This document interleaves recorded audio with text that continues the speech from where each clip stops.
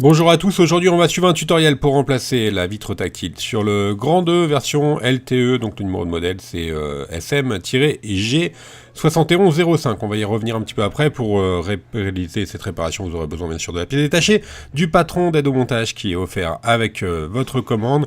Vous aurez également besoin du kit d'outils universel en vente sur notre site internet à partir de 5,90 €. Vous retrouverez également le kit pré-réparé qui comprend en plus du kit d'outils la colle et l'outil opener pour décoller et recoller la vitre tactile, et également le patron en version adhésif. N'oubliez pas qu'en commandant sur notre site internet, vous bénéficiez d'une assistance technique par chat, par téléphone ou par email, et vous bénéficiez également de 10% de remise avec le code YouTube. C'est une réparation qui est assez longue, il faut compter 45 minutes et la difficulté est notée 3 sur 5 sur notre site. On va commencer tout de suite la réparation dans la première étape. On va déconnecter l'écran, bien sûr, assurez-vous d'avoir éteint l'appareil avant la réparation. On ouvre la coque arrière, donc ça, il n'y a pas de problème, tout le monde l'a fait, ne serait-ce que pour mettre la batterie ou pour insérer sa carte SIM. On enlève donc la batterie à l'aide d'un levier, et ensuite on va également enlever la carte SIM. On vérifie bien le numéro de modèle sur l'étiquette, donc là ça doit être SM-G7105. On va enlever le petit clapet qui est à gauche, qui permet d'avoir un accès direct à la nappe du tactile. Donc on ouvre le clapet et ensuite on déconnecte la nappe du tactile, ça nous évite d'enlever tout le capot de protection de carte mère. Et on va s'intéresser maintenant directement à la vitre. Dans cette étape-là, on va décoller la vitre tactile. Il faut savoir que la vitre, elle est collée sur le châssis, donc on va devoir chauffer toute la partie indiquée en rouge pour pouvoir ramollir la colle qui maintient la vitre au châssis. Donc pour chauffer, deux solutions, on utilise soit un décapeur thermique ou un sèche-cheveux. On va chauffer tout le contour de la vitre, alors pas le centre, hein, c'est inutile, uniquement le contour. Donc si votre vitre est vraiment brisée, moi ce que je peux vous conseiller, c'est d'apposer des adhésifs pour éviter d'avoir des morceaux de verre sur toute la table de réparation. Voilà, donc là on appose un adhésif et ensuite on n'aura plus qu'à placer la ventouse sur le coin supérieur droit pour créer un point d'insertion. Donc on applique la ventouse et on passe ensuite un médiator entre la vitre et le châssis. Donc l'autre avantage de l'adhésif, c'est que ça permet d'utiliser la ventouse. Effectivement, si votre vitre est brisée, la ventouse ne pourra pas faire effet. Ensuite, on n'a plus qu'à faire glisser le médiator sur tout le contour du téléphone. Voilà, on en laisse un pour éviter que la vitre ne réadhère sur le châssis, tout simplement.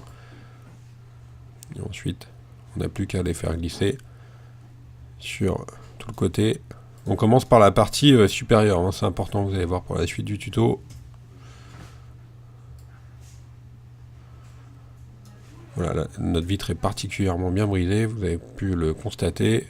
Et heureusement qu'on a positionné un adhésif. Alors si jamais vous rencontrez un petit peu de difficulté pour décoller la vitre, il suffit juste de réchauffer à l'endroit qui vous oppose une résistance. Si la vitre est trop collée, vous réchauffez tout simplement. Donc là, on finit le décollage avec le deuxième médiator.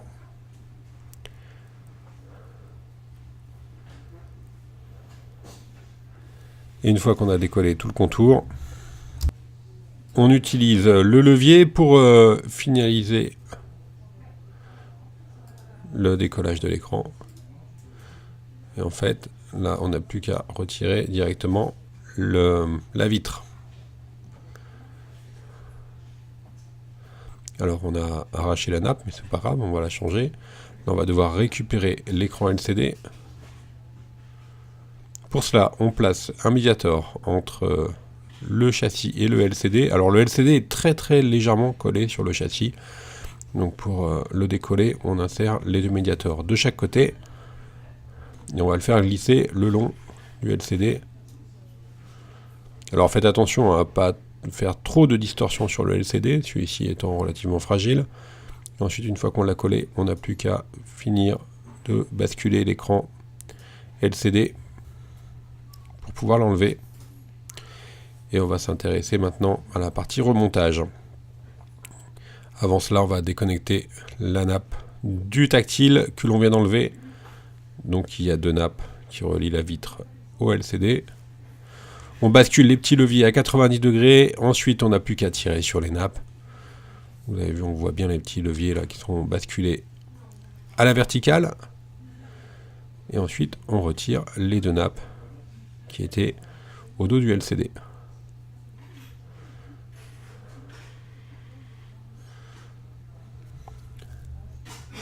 Voilà, donc on a bien récupéré notre LCD qu'on va pouvoir remonter maintenant dans la partie remontage. Alors, il va falloir bien nettoyer le châssis sur tout son contour, parce qu'après on va devoir recoller la vitre sur le châssis. Donc bien sûr, comme pour tout collage, le support doit être parfaitement propre pour pouvoir adhérer correctement, pour que la vitre puisse adhérer correctement ensuite. Donc là, on a repris notre écran LCD d'origine. On va le nettoyer avec un microfibre, par exemple une lingette en microfibre ou un pinceau également. Voilà, vous ne devez plus avoir de traces ni de poussière, parce que après, ça sera trop tard. On va prendre la vitre, on enlève les protections des adhésifs, la protection intérieure de la vitre. On va positionner le LCD par le bas. On va le replier directement sur la vitre. Voilà, on l'a appliqué par le bas sur toute la largeur pour pouvoir vraiment l'appliquer correctement ensuite. Donc là, en fait, on a notre bloc écran qui est prêt à être remonté. On n'a plus qu'à remettre les 2 connecteurs qu'on a relevés tout à l'heure. Donc vous vérifiez bien que les 2 clapets doivent être relevés à 90 degrés. Ensuite, on va enclencher les 2 nappes dans le connecteur jusqu'au trait blanc qui est sur la nappe. Et ensuite, on n'a plus qu'à refermer le connecteur à plat, tout simplement. Voilà, pour le premier, on va faire de même pour le deuxième. Donc on enlève la protection de l'adhésif parce que il doit être collé, la nappe doit être collée au dos du LCD et ensuite on n'a plus qu'à insérer la nappe dans le connecteur et on referme le clapet.